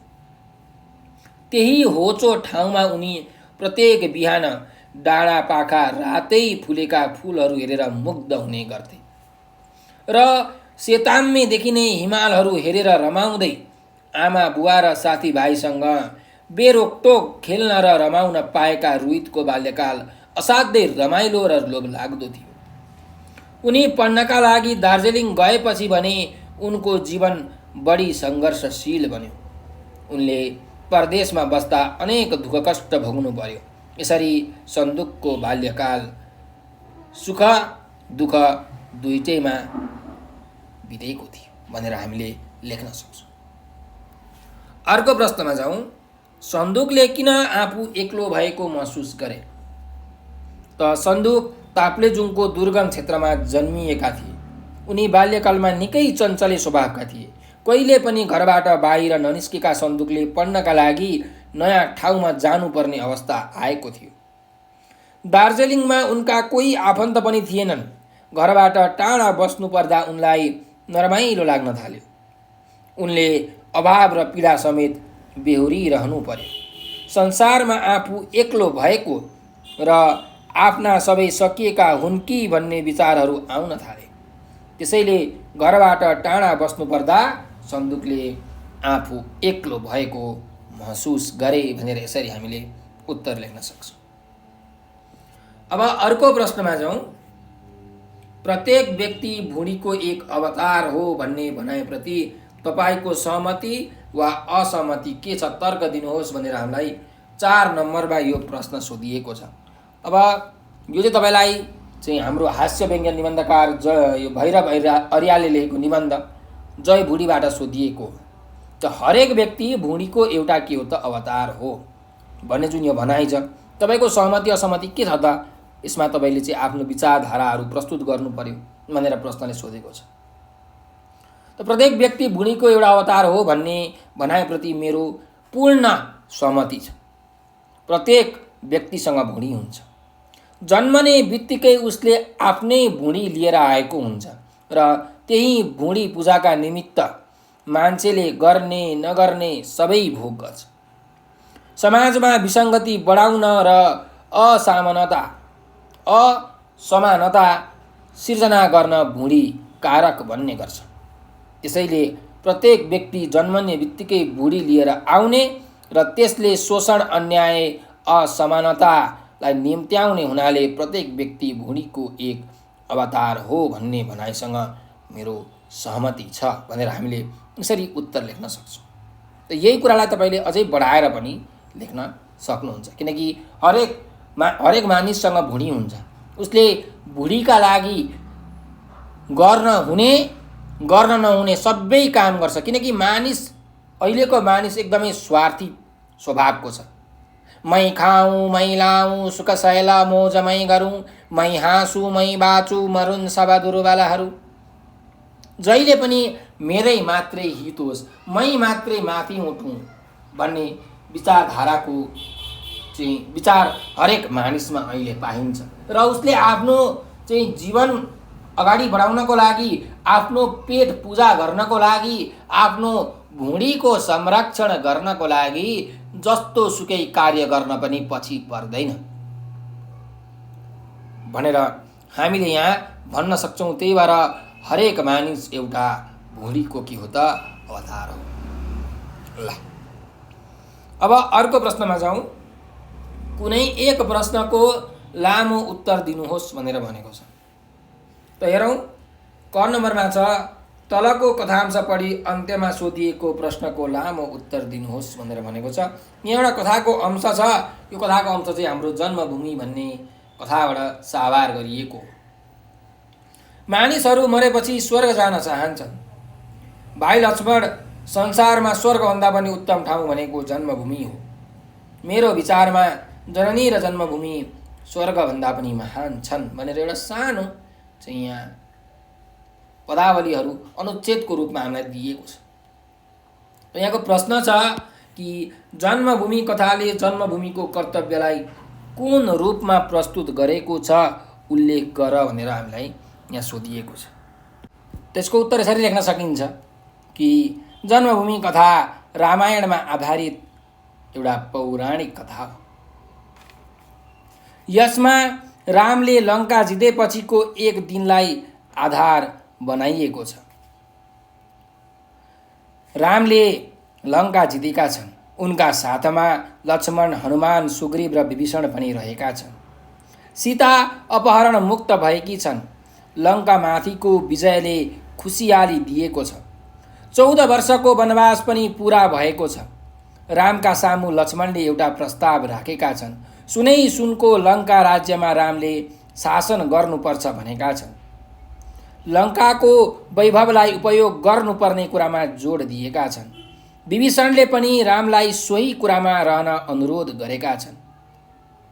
विजेताले राज्य गर्नुपर्छ भनेर भनेका छन्। तर जतिसुकै सुन र वैभव भए पनि रामले लङ्कालाई आफ्नो राज्य नबनाउने कुरा दोहोर्याएका छन्। उनका विचारमा जस्तोसुकै भए पनि आफ्नो जन्मभूमि अयोध्या हो र आफूले अयोध्यामै सेवा गर्नुपर्छ भन्ने पाइन्छ। शास्त्रमा वर्णन गरिए अनुसार स्वर्गमा अत्यन्त धेरै सुख छ। मरेपछि मानिसहरू स्वर्ग जाने चाहना गर्छन्। राम संसारमा त्यस्तो स्वर्गभन्दा पनि उत्तम ठाउँ जन्मभूमि हो भन्ने विचार अघि राख्दछन्। अर्थात् उनलाई स्वर्गीय आनन्द पाउने लङ्काको राजा हुनुभन्दा आफ्नै जन्मभूमि उनलाई उत्तम लाग्छ। उनले आफूलाई जन्म दिने आमा र जन्मभूमि स्वर्गभन्दा पनि महान हुन्छन् भनी बताएका छन्।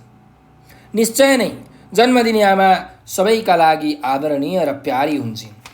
आमाप्रति कुनै पनि सन्तानले घृणा गर्न सक्दैन। त्यस्तै आफ्नो जन्मभूमि पनि सबैका लागि महान र प्यारो हुने गर्दछ। जुन धरतीमा मानिस जन्मियो, हुर्कियो, ताते ताते गर्दै तोते बोली बोल्न सिक्यो, त्यसले आफ्नो जन्मभूमि कहिले बिर्सन सक्दैन। विदेशमा गएर जतिसुकै वैभवपूर्ण जीवन बिताउन पाए पनि आफ्नो जन्मभूमिको मायाले मानिसलाई सताइरहन्छ। यहाँ रामले जननी र जन्मभूमिको महिमा प्रस्तुत गरेका छन्। जननी र जन्मभूमि हरेक मानिसका लागि श्रद्धा र सम्मान गर्नै पर्ने महान वस्तु हुन्। यिनलाई एउटा असल सन्तानले सधैँ सम्मान गर्छ। यिनको सम्मान गर्न नसक्ने व्यक्ति कहिले पनि असल हुन सक्दैन। र जन्मभूमिले हामीलाई जुन ऋण लगाएको हुन्छ त्यो ऋण हामीले चुक्ता गर्नुपर्ने हुन्छ। हामीले आफ्नो जन्मभूमिप्रतिको जुन कर्तव्य छ त्यो कर्तव्यलाई कहिले पनि भुल्नु हुँदैन। यस प्रकार जन्मभूमि कथाले संसारका अरू सुख वैभवहरू त्यागेर आफ्नो जन्मभूमिप्रति नै सेवारत हुनुपर्ने कुरा प्रस्तुत गरेको छ। जन्मभूमिप्रतिको कर्तव्य पनि यसैलाई मानेको छ भनेर हामीले यसको उत्तर लेख्न सक्छौँ। अब अर्को प्रश्नमा जाउँ। ख नम्बरको प्रश्न छ, तलको जीवनीको अंश पढी अन्त्यमा सोधिएका प्रश्नको उत्तर दिनुहोस् भनेर भनेको छ। यहाँ कुनै एउटा प्रश्नको हामीले उत्तर लेख्नुपर्ने हो। एउटा प्रश्नको उत्तर मैले तपाईँलाई भनिसकेँ। त अर्को प्रश्नमा जाउँ। यसको पनि तपाईँहरू उत्तर सुन्नुहोला। समाजवादीहरूमाथि जर्मन सरकारले लगाएका प्रतिबन्ध सन् 1890मा फुकुवा भयो। त्यसपछि क्लारा जर्मनीमा रहेर राजनीतिमा संलग्न रहिन्। उनी जर्मन समाजवादी पार्टीमा रहेर काम गर्न थालिन्। त्यही बेलासम्म पनि महिलाहरूलाई राजनीतिक पार्टीमा औपचारिक संलग्नताको अधिकार थिएन भनेर हामीलाई एउटा यो चाहिँ सानो अंश जीवनीको अंश दिएको छ। क्लारा जेटिकनको चाहिँ जीवनीको यो अंश हो र यहाँ एउटा प्रश्न हामीलाई दिएको छ जुन हामीलाई 8 नम्बरमा सोधिएको हो, 8 मार्क्समा सोधिएको हो। क्लाराको प्रतिबन्ध फुकुवा भएपछि जर्मनी फर्किएर महिलाका पक्षमा के कस्ता काम गरिन् भनेर यहाँ हामीलाई प्रश्न सोधिएको छ। त हामीले यसको उत्तर लेख्दाखेरि पुरै यो क्लाराको चाहिँ जीवनीको पुरै पृष्ठभूमि हामीले यहाँ दर्शाउनु पर्ने हुन्छ। त महिला हक अधिकारका लागि क्लारा जेटिकनले धेरै कामहरू गरेकी छ। महिला अधिकारवादी भएका नाताले उनले शिक्षकका लागि योग्य भए पनि उनको ध्यान पढाउनेतिर भन्दा समाजतिर आकृष्ट हुन पुग्यो। उनी समाजमा महिलामाथि हुने गरेको विभेद कसरी हटाउन सकिन्छ भनी सोच्न थाले। मताधिकारबाट वञ्चित, पुरुषको अनुमति बिना घरबाट बाहिर निस्कन नपाउने महिलाहरूको हक अधिकार कसरी स्थापित गर्ने भन्ने कुरामा उनी दत्तचित्त भएर लागिन्। त्यसबेला सम्पत्तिमाथि महिलाको अधिकार थिएन। राजनीति पार्टीमा महिलाहरूको संलग्नता प्रतिबन्धित थियो। श्रमिक महिलाहरू घर र कारखाना दुवैतिरको उत्पीडनमा थिए। महिलाहरूमाथि हुने गरेका यस्ता विभेदहरू कसरी हटाउन सकिन्छ भनेर उनी चिन्तन मनन गर्न थाले। त्यसबेला महिला हक अधिकारका बारेमा जर्मन र बाहिर पनि छलफल गर्ने क्रम सुरु भएको थियो। यसै क्रममा क्लारा महिलाका विषयमा काम गर्ने संस्थाहरूका सम्पर्कमा पुगिन् र काम गर्न थालिन्। समाजवादीहरूका विरुद्ध जर्मन सरकारले प्रतिबन्ध लगाएका कारण क्लारा अस्ट्रिया हुँदै पेरिससम्म पुगिन्। अनेक हन्डर र सकस सहँदै गर्दा पनि उनले श्रमिक र महिलाहरूका हक अधिकारका बारेमा काम गर्न छोडिनन्। जर्मन सरकारले समाजवादीहरूमाथि लगाएको प्रतिबन्ध सन् 1890मा फुकुवा गरेपछि क्लारा जर्मनीमा रहेर राजनीतिमा सक्रिय भइन्। उनले जर्मन सोसल डेमोक्रेटिक पार्टीमा रहेर काम गर्न थालिन्। त्यस बेलासम्म पनि महिलाहरूलाई राजनीतिक पार्टीमा औपचारिक संलग्नताको अधिकार थिएन, तापनि उनी अनौपचारिक रूपमै भए पनि पार्टीमा सक्रिय भइन्। उनको सङ्घर्षकै कारण सन् 1906मा उनी पार्टी शिक्षा केन्द्रीय समितिको सदस्य बनिन्। उनले पार्टीको पाक्षिक प्रकाशन डाई ग्लेथिटको सम्पादक भएर काम गरिन्। यसै प्रकाशनका माध्यमबाट उनले महिलाहरूलाई राजनीतिक पार्टीका औपचारिक संलग्नता हुनुपर्छ भन्ने आवाज उठाइन् र अन्ततः सन् 1909मा जर्मनीमा त्यो अधिकार स्थापित हुन पुग्यो। उनले आफ्नो जिम्मेवारी पुरा गर्नुका साथै जर्मनीका श्रमिक महिलाहरूलाई सङ्गठित गर्ने काम गरिन्। यसपछि उनी अन्तर्राष्ट्रिय महिला आन्दोलनकी एक अगुवाका रूपमा स्थापित हुन पुगिन्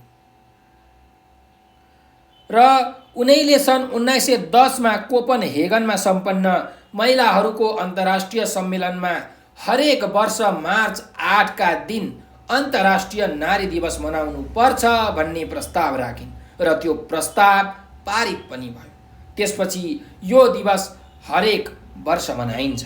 यसरी अन्तर्राष्ट्रिय नारी दिवसकी प्रणेता क्लारा जेटकिनले श्रमिक महिलाका हक अधिकारका क्षेत्रमा महत्त्वपूर्ण काम गरिन्। उनकै योगदानका कारण आज विश्वका महिलाहरू अधिकार सम्पन्न हुँदै गएका छन्। आज विश्वका नारीहरूले अधिकारविहीन भएर बाँच्नुपर्ने अवस्थाको पूर्णतया अन्त्य भएको छ भनेर यसरी हामीले लेख्न सक्छौँ।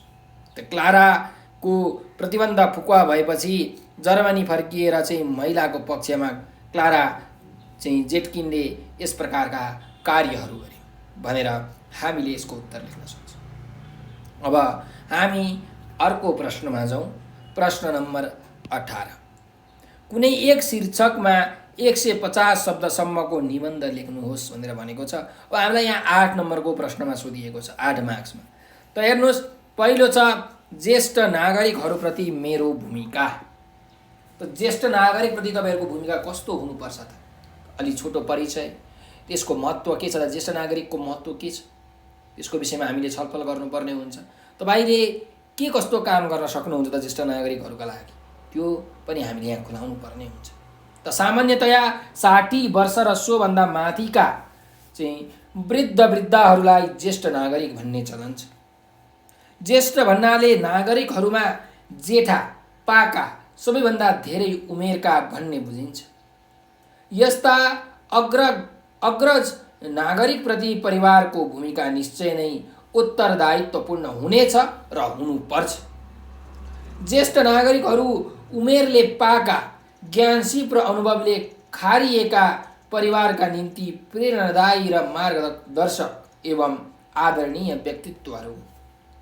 निश्चय पनि यस्ता ज्येष्ठ नागरिकप्रति मेरो भूमिका हुनैपर्छ। हाम्रो देश अत्यन्त गरिब छ। यहाँ हरेक नागरिकका आफ्नै खाले समस्या छन्, अर्थात् कुनै पनि उमेरका मानिसहरू समस्याबाट मुक्त छैनन्। हाम्रो देशका नागरिकहरूमध्ये ज्येष्ठ नागरिक अझ बढी भोक, रोग, गरिबी, पारिवारिक तिरस्कार र अपमानबाट सताइएका छन्। त्यति मात्र होइन, आफ्ना शाखा सन्तान झन्झटिलो जीवन बिताउन बाध्य भएका छन्। आफ्नो शाखा सन्तान विदेशतर्फ पलायन भएका कारण उनीहरू एकदमै एक्लो जीवन बिताउन बाध्य भएका छन्। यस्ता ज्येष्ठ नागरिकहरूको जीवनमा आइपर्ने हरेक समस्याहरूको समाधानका लागि योजनाबद्ध तरिकाले काम गर्नुपर्छ भन्ने कुरा मैले स्वीकार गर्नै पर्छ। सर्वप्रथम ज्येष्ठ नागरिकहरूको समुचित व्यवस्थापनका लागि नागरिक समाजलाई आह्वान गर्नुपर्छ। परिवारका सदस्यको कर्तव्यभित्र पनि यो कुरा पर्न आउँछ। उनीहरूको सहयोग र सरकारी निकायको पूर्ण संरक्षणमा वृद्धाश्रम खोलेर त्यहाँ सामूहिक रूपमा बसोबास गराई ज्येष्ठ नागरिकले पाइरहेको दुःख र पीडाबाट उनीहरूलाई छुटकारा दिलाउनु पनि मेरो कर्तव्य नै हो। हरेक वर्ष अक्टोबर 1 तारिकका दिन मनाइने अन्तर्राष्ट्रिय वृद्ध दिवस केवल भाषण र नारामै मात्र सीमित हुने गरेका छन्। यस्तै संयुक्त राष्ट्र सङ्घले सन् 1979लाई अन्तर्राष्ट्रिय वृद्ध दिवसका रूपमा मनाएको भए पनि नेपालका ज्येष्ठ नागरिकहरूको कुनै पनि समस्या समाधान हुन सकेको छैन। नेपालले विभिन्न राष्ट्रिय र अन्तर्राष्ट्रिय सम्मेलन र सभामा भाग लिएर तथा दिवसहरू मनाएर ज्येष्ठ नागरिकहरूप्रति प्रतिबद्धता जाहेर गरे पनि उनीहरूको जीवनमा कुनै परिवर्तन आएको छैन। उनीहरूलाई समस्यामा अल्झाइरहने हो भने देशले समेत ठुलो नोक्सानी बेहोर्नुपर्छ।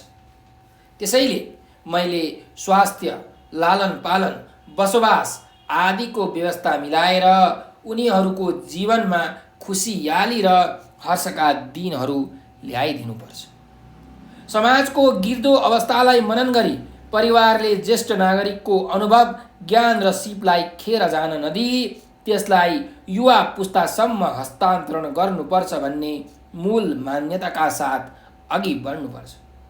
उनीहरूको मन बहलाउन तथा मनोबल उच्च राख्न विभिन्न क्लब गठन गरी धार्मिक तथा मनोरञ्जनात्मक कार्यहरू सञ्चालनका लागि व्यवस्था मिलाउने कार्यमा पनि सक्रिय हुनुपर्छ।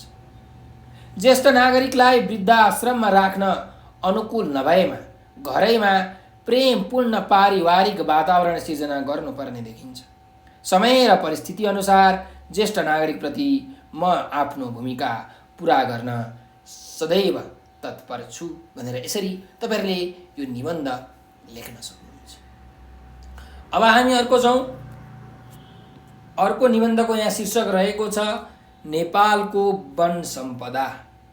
है। अब हाम्रो नेपालमा त विभिन्न प्रकारका वनहरू छन्, वनस्पतिहरू छन्, प्राकृतिक सुन्दरता एकदमै यो वनले बढाएको छ। त यसको बारेमा हामीलाई निबन्ध लेख्नुपर्ने छ। नेपाल प्राकृतिक दृष्टिले सम्पन्न मुलुक हो। यहाँ वन जङ्गल, नदी नाला, छाँगा छहरा, झरना, ताल तलैया र सिमसारहरू प्रशस्त मात्रामा छ। हरियो वन नेपालको धन भन्ने प्रसिद्ध भनाइबाट पनि नेपाल वन सम्पदाका दृष्टिले सम्पन्न रहेको पुष्टि हुन्छ। हावा, पानी, माटो अथवा भूधरातल आदिका कारण पनि नेपालमा प्रशस्त मात्रामा वन सम्पदाको विकास भएको हो। नेपालमा खास गरी वन सम्पदाका दृष्टिले पहाडी क्षेत्र र चुरे भावर क्षेत्र महत्त्वपूर्ण मानिन्छ। यहाँ विभिन्न किसिमका वनस्पतिहरू पर्याप्त मात्रामा पाइन्छ। साल अर्थात् सकुवा, सिसौ, सल्लो, धुपी, उत्तिस, पात्ले, हर्रो, बर्रो, अमला, आँप, बर, पिपल, डुम्री, कटुस, चाँप, सिरिस, गुराँस, बाँस लगायत हजारौं किसिमका वनस्पतिहरू नेपाली वन सम्पदाका रूपमा रहेका छन्। हिमाली काठदेखि तराईका 4 कोसे झाडीसम्म प्राय हरियो वन देख्न पाइन्छ। समयअनुसार वनस्पतिहरूमा फूल फुल्ने, फल लाग्ने, पात झर्ने लगायतका वृद्धि र विकासका गतिविधिहरू भइरहन्छ। वातावरणीय संरक्षणका दृष्टिले नेपालको वन सम्पदा अझै महत्त्वपूर्ण मानिन्छ। नेपाललाई स्वच्छ हराभरा राख्ने प्रमुख आधार भनेकै यहाँको वन सम्पदा हो। नेपाली वन सम्पदाको केही समयको तथ्याङ्कलाई हेर्दा यो दिन प्रतिदिन ह्रासोन्मुख अवस्थामा रहेको पाइन्छ। सन् 1954 मा देशको 45% भन्दा बढी भूभाग वन जङ्गलले ढाकेको थियो भने सन् 1979 मा 43% मात्र रहेको थियो। त्यसै गरी सन् 1986 देखि 1998 सम्म नेपालको वन जङ्गल 40% भन्दा कम अवस्थामा रहन पुग्यो। 2014 पछि नेपालको वन क्षेत्र 44.74% मा पुगेर रहेको अवस्था छ। जे होस्, अझै पनि नेपालको वन सम्पदा नेपालका लागि गौरवको विषय मान्ने गरिन्छ। नेपाल वन सम्पदाका दृष्टिले धनी भए पनि वन फडानीका कारण यसको अवस्था कमजोर हुँदै गएको पाइन्छ। जनचेतनाको अभाव, काठ चोरी तस्करी, बाढी तथा भूक्षय आदिका कारण नेपाली वन सम्पदा कमजोर अवस्थामा पुग्न सक्ने सम्भावना अति नै प्रबल छ। यसबारे सबै पक्षबाट समयमै यथोचित ध्यान दिनु आवश्यक छ भनेर यसरी हामीले निबन्ध लेख्न सक्छौँ नेपालको वन सम्पदाका बारेमा। त्यस्तै गरिकन अब अर्को एउटा शीर्षक छ निबन्धको, विज्ञान र प्रविधिको प्रयोग भनेर भनेको छ। अब अहिले यो विज्ञान र प्रविधि भनेको साइन्स एन्ड टेक्नोलोजी महत्त्व, यसको के महत्त्व छ त, इम्पोर्टेन्स के छ भन्दा एकदमै धेरै इम्पोर्टेन्स छ। जहाँ पनि यो युज हुन्छ, जहाँ पनि प्रयोग हुन्छ विज्ञान र प्रविधि। तपाईँले अहिले यहाँ अनलाइन क्लास लिइराख्नु भएको छ, प्रविधिको कारण, विज्ञानको कारण हो। यसको महत्त्व एकदमै धेरै छ। वैज्ञानिक आधारमा गरिएको जुनसुकै अध्ययनलाई विज्ञान र विज्ञानका कुरालाई व्यवहारमा प्रयोग गर्ने विधि, पद्धति वा तौर तरिकालाई नै प्रविधि भनिन्छ। आज विज्ञानका अनेक शाखा प्रशाखाहरू विकसित भइसकेका छन्। विशेषतः भौतिक ज्ञान, भौतिक विज्ञान, जीव विज्ञान, वनस्पति विज्ञानको वैज्ञानिक अध्ययन र प्रविधिको विकासले विश्वलाई चमत्कार युक्त बनाइदिएको छ। आज विज्ञान र प्रविधिको विकासले मानिसको सोचाइ र व्यवहारमा क्रान्तिकारी परिवर्तन ल्याइदिएको छ। वैज्ञानिक खोज र आविष्कारका कारण असम्भव कुराहरू पनि सम्भव भएका छन्।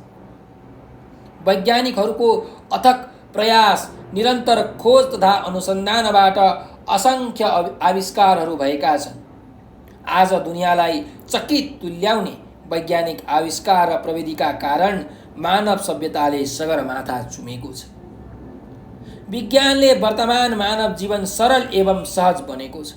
विज्ञान र प्रविधिको सफलताकै कारण आकाशमा उड्ने वायुयान र धरतीमा गुड्ने बस, ट्रक, कार अनि समुद्रमा गुड्ने पानी जहाज जस्ता यातायातका साधनहरूबाट मानव सभ्यताले अकल्पनीय फड्को मारेको छ। विज्ञानले यातायातका क्षेत्रमा मात्रै होइन, अन्तरिक्ष, पृथ्वी तल, समुद्र आदिका बारेमा अध्ययन र अनुसन्धान गरेर अज्ञात कुरालाई प्रकाशमा ल्याएको छ। आज स्वास्थ्य विज्ञान र जीव विज्ञानका क्षेत्रमा झनै ठुला ठुला खोज तथा अनुसन्धान भएका छन्। यी क्षेत्रमा नयाँ नयाँ प्रविधिको विकासले गर्दा असम्भव मानिएका रोगहरूको उपचार हुन्छ। प्रकृतिलाई पुरुष र पुरुषलाई प्रकृति बनाउने सामर्थ्य र प्रविधिको विकासले मानव जीवनमा केही खतराहरू निम्तिए पनि मूलतः यसले मानव जीवनलाई नै सहज बनाइदिएको छ। साँच्चै भन्ने हो भने आज प्रकृतिलाई समेत विज्ञानले चुनौती दिएको छ। विज्ञान र प्रविधिकै कारण प्रकृतिलाई समय अनुकूल बनाएर मानिसले अनेक बाली नाली लगाउने र किरा फट्याङ्ग्राहरूबाट जोगाउने गरेका छन्। स्वास्थ्य विज्ञानका क्षेत्रमा भएको अमूर्त एवं मूर्त विकासले मानव अङ्गहरूको प्रत्यारोपण पनि सहज बन्दै गएको छ। आज आँखा शरीरका अन्य अङ्गका साथै मुटु जस्तो अति नै संवेदनशील चिजलाई समेत प्रत्यारोपण गर्ने साहस गर्दैछ मानिस। आज विश्व 21औं शताब्दीमा प्रवेश गरिसकेको छ। यस शताब्दीलाई प्रविधिको युग पनि भनिन्छ। विश्व अहिले प्रविधि बिना बाँच्न नसक्ने अवस्थामा पुगेको छ। रेडियो, टेलिभिजन जस्ता संस्थाले संसारका जस्तो सुकै घटनाहरूलाई सहज रूपमा सम्प्रेषित गर्न सक्छ। यन्त्र मानवको आविष्कार र इमेल तथा इन्टरनेटको विकासले मानिसको जीवन पद्धतिमा ठुलो परिवर्तन ल्याइदिएको छ। आज विज्ञानको आविष्कार र नयाँ नयाँ प्रविधिका कारण विश्व ब्रह्माण्डको मात्र होइन, मानिसको अन्तरिक्षको समेत सकुशल यात्रा गरिसकेको छ। विज्ञान र प्रविधिका कारण आज नवीन क्षितिजको उद्घाटन भइसकेको छ। विज्ञानका अनेक चमत्कारिक आविष्कारले विश्व समुदाय लाभान्वित भएको छ र विश्वले आश्चर्यचकित रूपमा विकास गरेको छ। स्वास्थ्य विज्ञान र सूचना प्रविधिका क्षेत्रमा भएको खोज र अनुसन्धानका कारण मानवले भविष्यमा कति धेरै सुविधा प्राप्त गर्ने हो भन्ने कल्पना समेत गर्न नसकिने स्थिति छ। यो सबै विज्ञान र प्रविधिकै देन हो भनेर यसरी हामीले उत्तर लेख्न सक्छौँ। त यो प्रश्नको उत्तर जति लेखे पनि कम नै हुन्छ। तपाईहरुले चाहिँ 150 शब्द नघटाई यो निबन्ध लेख्नु होला र यो सँगसँगै हाम्रो यो 2075 सालको चाहिँ दोस्रो सेट सकिएको छ। तपाईहरुलाई यो भिडियो कस्तो लाग्यो कमेन्टमा प्रतिक्रिया दिन भने नबिर्सनु होला र तपाईहरुले केही कुरा बुझ्नु भएन, जान्नु भएन, तपाईहरुलाई नोट्सहरु पीडीएफहरु चाहियो भने यो नम्बर 9849595895 9849595895 को भाइबर, टेलिग्राम र व्हाट्सएपमा हामीलाई तपाईहरुले मेसेज गर्न सक्नुहुन्छ। साथसाथै हजुरहरुले हामीलाई टिकटक, फेसबुक, ट्विटर र इन्स्टाग्राममा पनि फलो गर्न सक्नुहुन्छ। टिकटकमा, फेसबुकमा, ट्विटर र इन्स्टाग्राममा नेपाल अनलाइन स्कुल लेखेर सर्च गर्नुस् र हामीलाई फलो गर्नुस्, किनकि त्यहाँ हामीले नेपालीको मात्र होइन, विज्ञानको, साइन्सको, कम्पलसरी म्याथ, अप्सनल म्याथ, अङ्ग्रेजी, त्यस्तै गरिकन सामाजिक, इपिएस लगायत सम्पूर्ण एसीका चाहिँ विषयहरूको, सब्जेक्ट्सहरूको चाहिँ ओल्ड क्वेसन सोलुसनको भिडियो बनाएर हालेका छौँ। मोडल क्वेसन सेटहरूका चाहिँ यो उत्तरहरू, सोलुसनहरू बनाएर भिडियोहरू हालेका छौँ। हरेक च्याप्टरै पछि चाहिँ पाठै पछि ती प्रश्नहरूका उत्तरको भिडियो बनाएर हालेका छौँ। हजुरहरूको कन्सेप्टलाई एकदम राम्रो बनाउनको निमित्त कन्सेप्ट बेस्ड क्वेसनका सोलुसनको भिडियो बनाएर हालेका छौँ। त यी सबै भिडियो तपाईहरुले हेर्नुभयो भने तपाईहरुको एसीमा A+ त 200% ग्यारेन्टी आउँछ। तर यसले तपाईलाई अर्को एउटा फाइदा, महत्त्वपूर्ण फाइदा पनि गराउँछ। त्यो के भन्दाखेरि तपाईले पछि 11, 12मा, ब्याचलरमा, मास्टर्समा विभिन्न प्रकारका साइन्ससँग रिलेटेड सब्जेक्ट्सहरू पढ्नुहुन्छ, एजुकेसन, म्यानेजमेन्ट, आर्ट्स सम्बन्धी रिलेटेड सब्जेक्ट्सहरू पढ्नुहुन्छ हैन। त ती सब्जेक्ट्सहरूमा धेरै नयाँ नयाँ कुराहरू हुन्छ, अलि गहन कुराहरू हुन्छ। ती कुराहरू बुझ्नको लागि विद्यार्थीलाई अत्यन्त कठिन हुन्छ। त्यसको लागि एउटा राम्रो बेस बस्नुपर्छ, राम्रो ज्ञानको विकास हुनुपर्छ, जुन हाम्रो भिडियोले तपाईहरुलाई दिन्छ। सो हाम्रो भिडियो चाहिँ एकदम मजासँगले सबै प्रकारका भिडियोहरू तपाईहरुले हेर्नु होला र लाइक, सब्स्क्राइब र शेयर गर्न भने चाहिँ नबिर्सनु होला। यति भन्दै म आज बिदा लिन चाहन्छु। हजुरहरूले यो भिडियो अन्त्यसम्म हेरिदिनु भयो त्यसको लागि हजुरहरूलाई हृदयबाट धेरै धेरै धन्यवाद छ। स्वस्थ रहनुहोस्, व्यस्त रहनुहोस्, मस्त रहनुहोस्।